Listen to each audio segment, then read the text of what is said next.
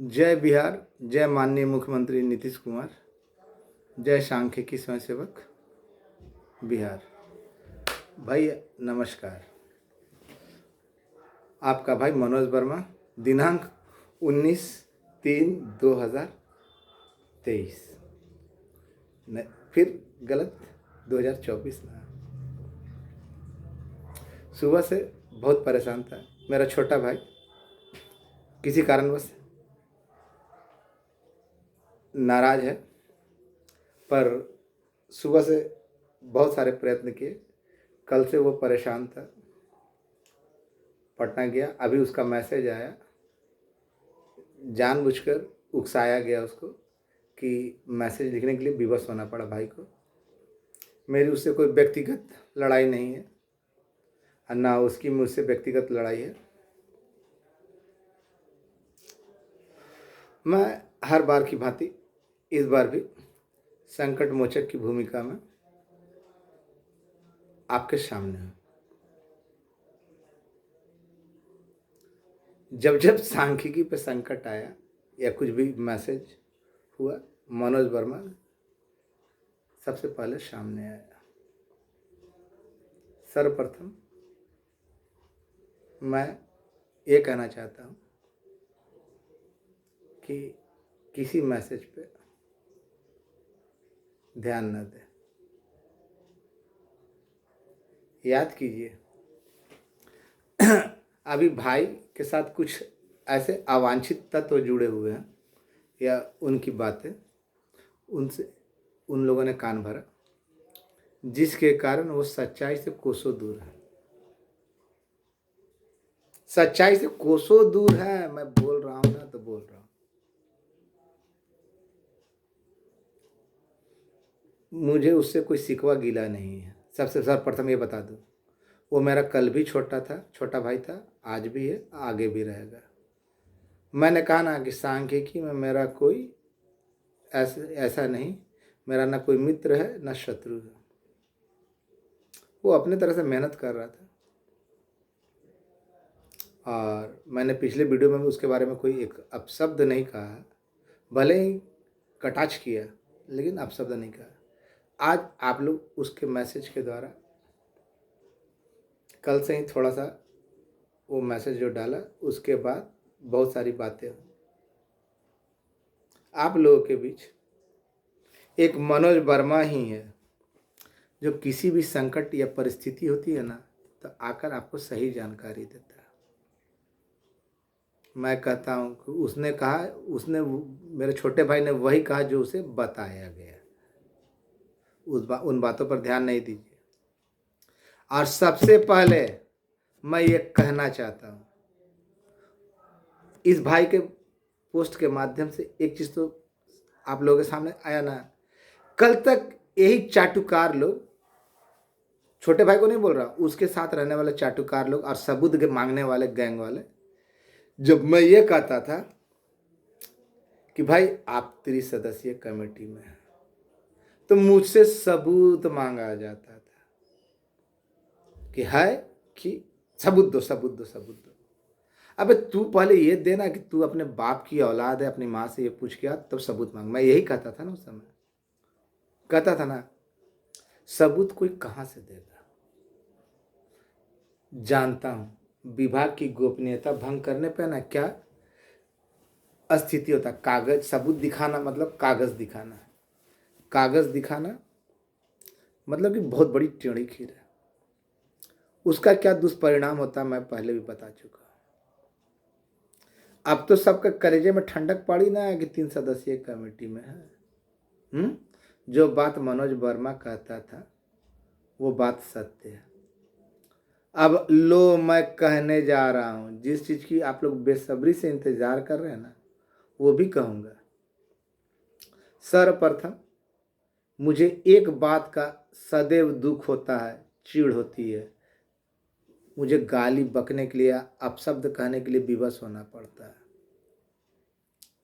Group में WhatsApp या Facebook पे आप लोग जो कुछ उल्टा पलटा जो डालते हैं, इसका परिणाम क्या होता है किसी की सहायता नहीं कर सकते, किसी का मनोबल नहीं बढ़ा सकते, तो उसका मनोबल तोड़ने का प्रयास करते हैं ना कि नहीं करते हैं? ये कहाँ का नियम है कि जो आपके लिए खड़ा हो, आपके लिए लड़े, उसका टंगड़ी खींच दीजिए, टांग खींच दीजिए। आप अपने बाप की औलाद है कि पड़ोसी की औलाद है?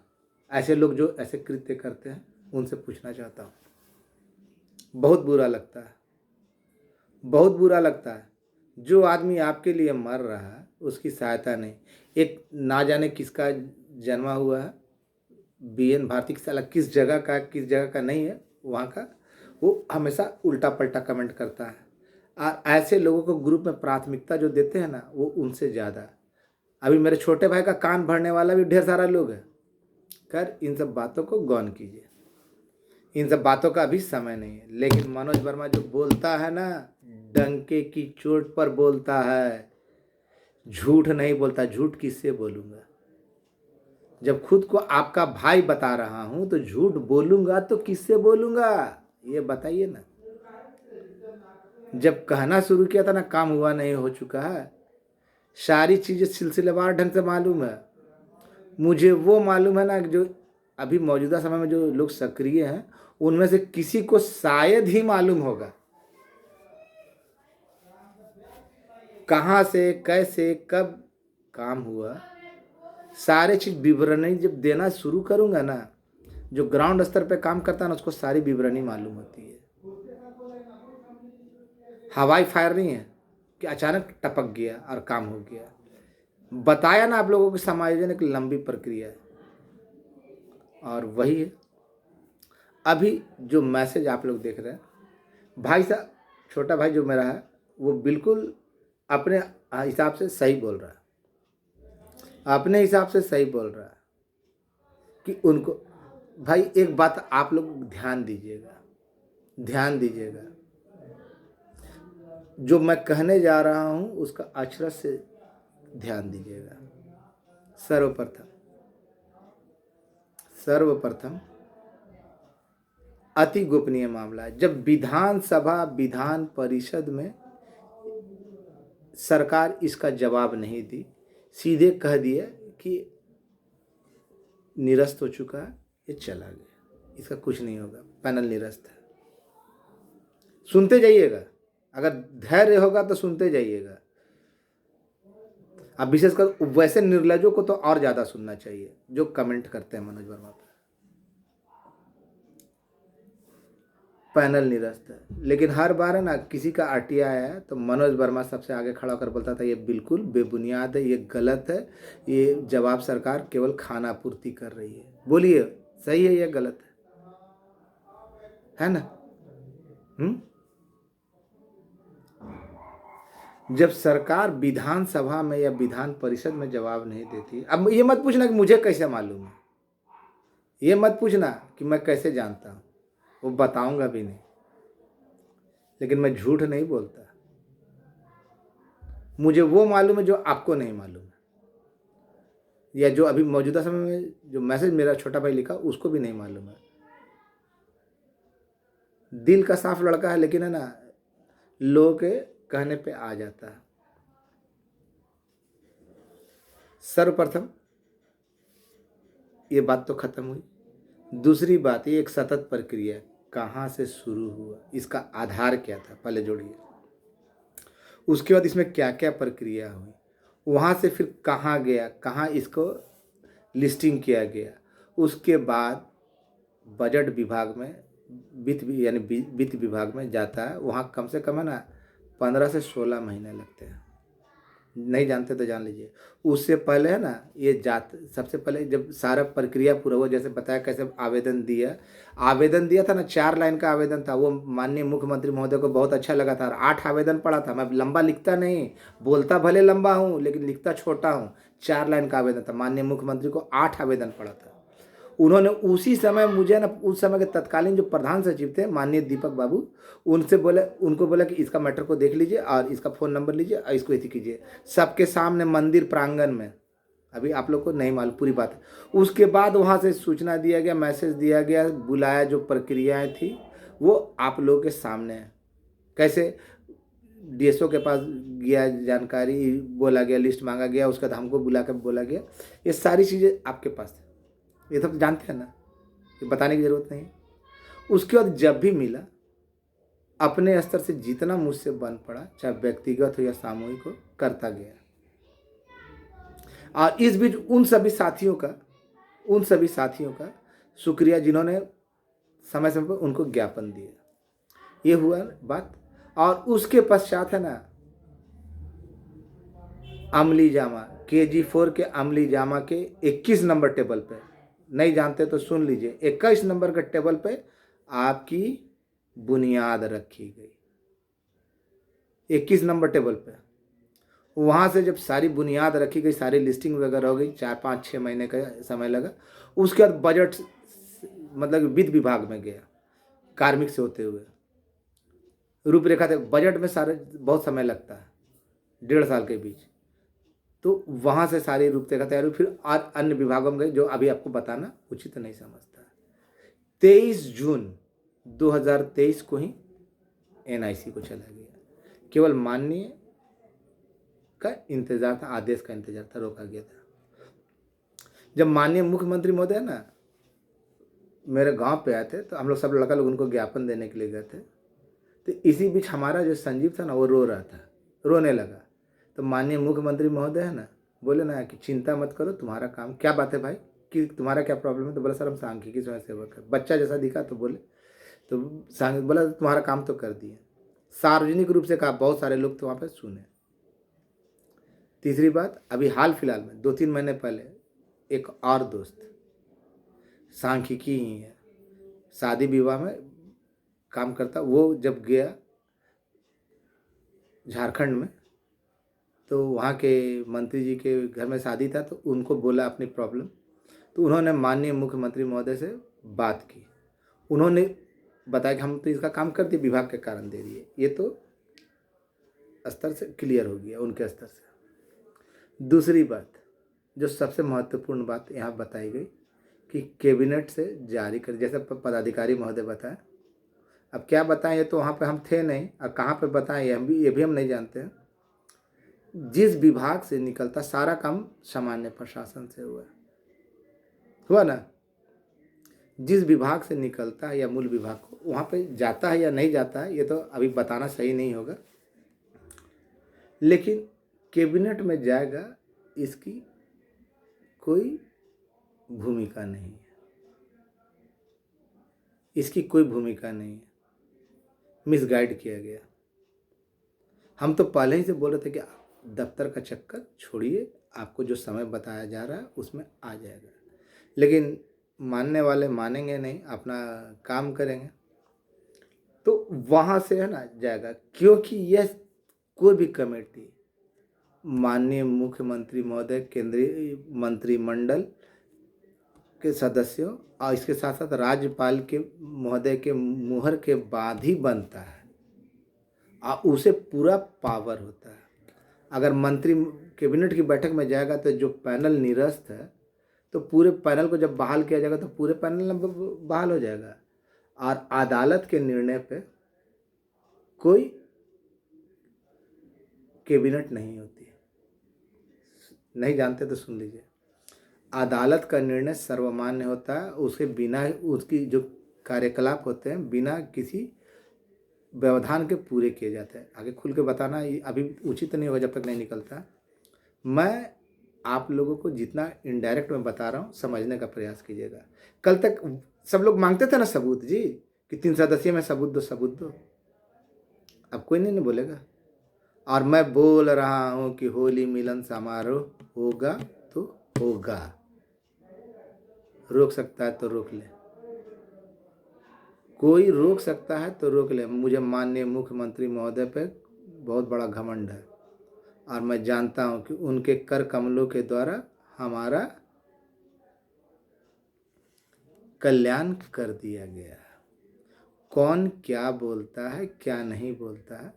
अगर एक चीज़ बताइए, अगर मैं गलत बोल रहा हूं तो अभी जो महोदय बोल रहे हैं, जो अधिकारी बोल रहे हैं कि त्रिसदस्यीय में आप हैं, तो जब ये तो एक दिन में बना नहीं होगा, त्रिसदस्यीय कमेटी तो आज का है नहीं, तो विधानसभा में झूठ क्यों बोलती थी सरकार कि ये लोग का पैनल नहीं रचता? जब त्रिसदस्यीय कमेटी में है तो उसके लिए क्या कर रहे हैं, नहीं ना बताई फ्यूचर प्लान, नहीं ना बताई।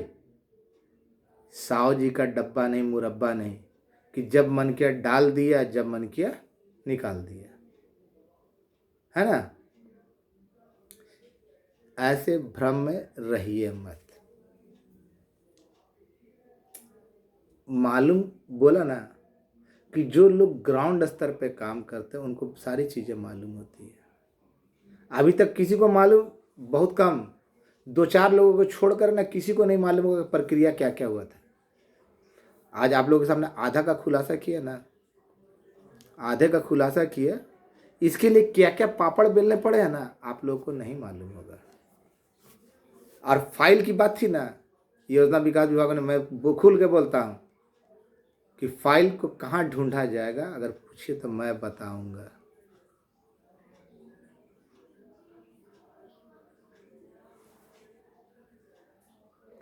लेकिन बताना उचित नहीं है सार्वजनिक मंच से। लोग वसाइन पूछते थे ना कि त्रिसदस्यीय कमेटी में, तो कैसे पता करे, कैसे पता करे? अरे भैया, त्रिसदस्यीय कमेटी में ऑलरेडी कमेटी बनी हुई है, उनके जो सदस्य हैं, जो उनके अध्यक्ष हैं, उनसे ना पता कीजिएगा। तो इतने इतने जाहिल लोग हैं, उनको समझाना भैंस के आगे बीन बजाने के बराबर है। किसको समझाएं? लेकिन जो लोग गाली देते हैं या उल्टा पलटा करते हैं, उनको धीरे धीरे मनोज वर्मा की बातों की सच्चाई मालूम हो रही है ना। और मैं कह रहा हूँ बहुत अच्छे तरीके से कि होली मिलन समारोह हो के रहेगा तो हो के रहेगा, किसी की मजाल नहीं, किसी को रोके रुकेगा नहीं। आने वाले ना 1-2 दिन का लेट हो सकता है, लेकिन होली से पहले होली मिलन समारोह होगा तो होगा। कौन क्या बोलता है क्या नहीं बोलता है उस पर हमको नहीं जाना है, उस पर नहीं जाना है तो नहीं जाना है। होली मिलन समारोह होगा। और अगर काम नहीं हुआ होता तो त्रिसदस्यीय कमेटी में कहाँ से होता है? इसका मतलब मनोज वर्मा सच बोल रहा था। और ये कमेटी बनने का, या कोई जो बोल रहा है, छोटा भाई जैसे बोला मेरा, तो 2 दिन पहले वो बोला कि वहाँ चला गया, आज कल बोल रहा है कि उसको रिजेक्ट कर दिया गया, गोपनीय शाखा में गया। बोला ना भाई, उसको बोला गया, वो नहीं बोला, उसको बोला गया। और फिर कल बोला गया कि आपके साथ ये हो गया। जब वहाँ से क्लियर हो गया तो फिर गोपनीय शाखा में चला गया, तो फिर वहाँ से रिटर्न कैसे हो गया? इसी चलते बोलता था कि दफ्तर का चक्कर लगाइएगा, घन चक्कर बन जाइएगा। तो भाई सोचा कि हम उसका टांग खींच रहे हैं। खैर, कल भी उसके लिए प्यार था मन में, छोटा था, आज भी है और आगे भी रहेगा। लेकिन थोड़ा सा अपने बुद्धि विवेक का भी प्रयोग करे वो। और आप लोग सबसे कहना चाहता हूँ कि निश्चिंत रहिए, चिंता से दूर रहिए। सामने फैसला की सामने आ रहा है, बहुत मेहनत लगा है भाई, इस मुकाम पे पहुंचने पे ना बहुत मेहनत लगा है।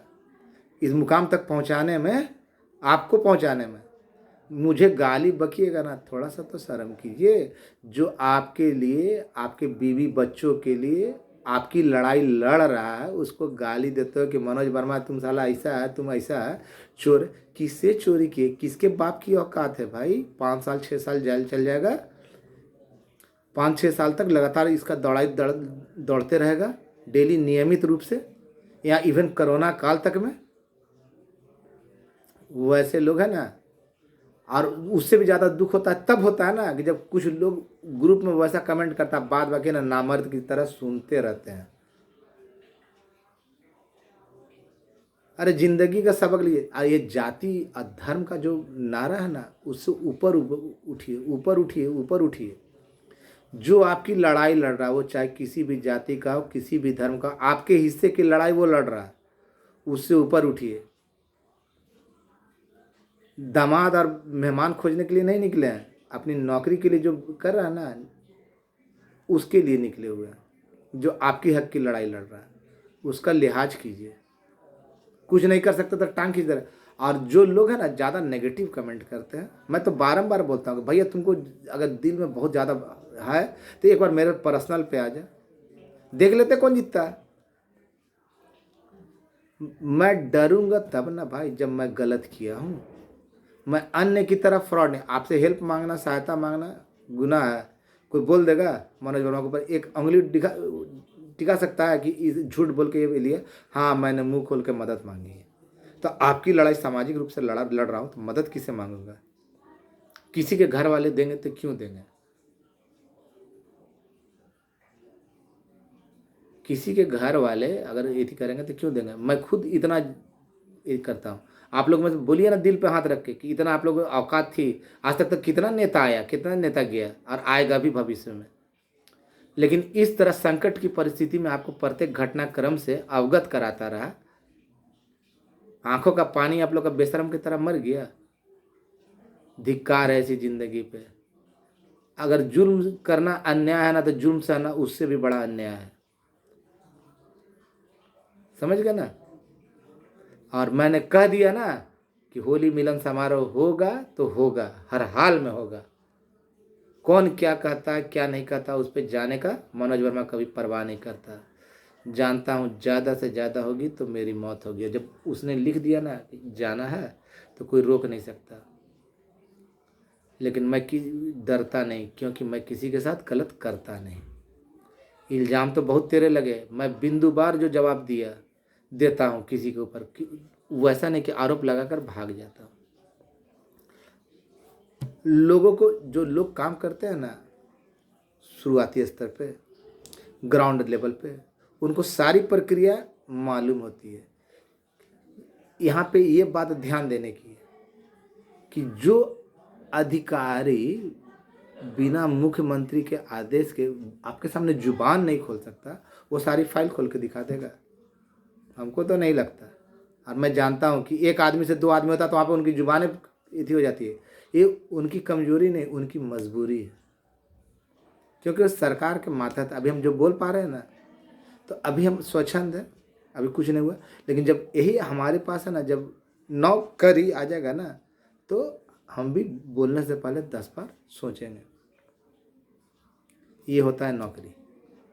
वो बंदिशों में बंधे हुए हैं, अभी हम लोग आज़ाद हैं।